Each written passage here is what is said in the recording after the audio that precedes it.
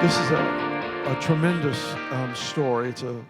I love the children's stories because they are children's stories, they are memorable.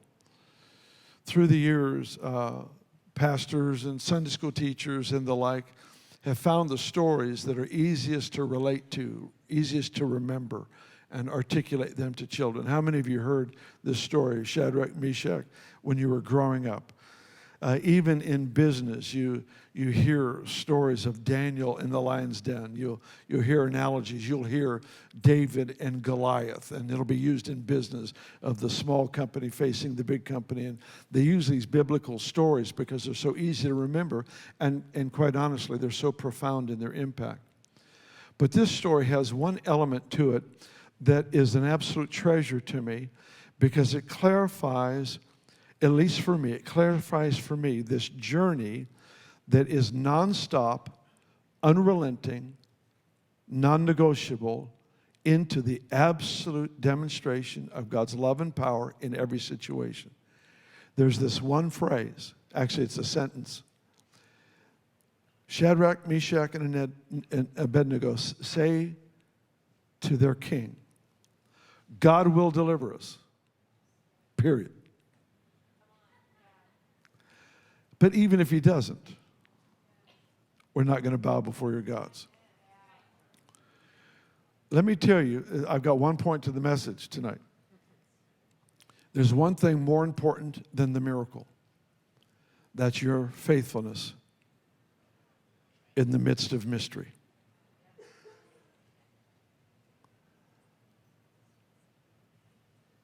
That was it. That was it.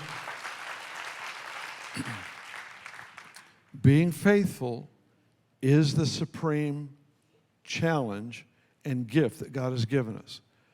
Because of his faithfulness, we have the ability to make the bold confession of faith. I like they didn't say, we don't know what God's will is.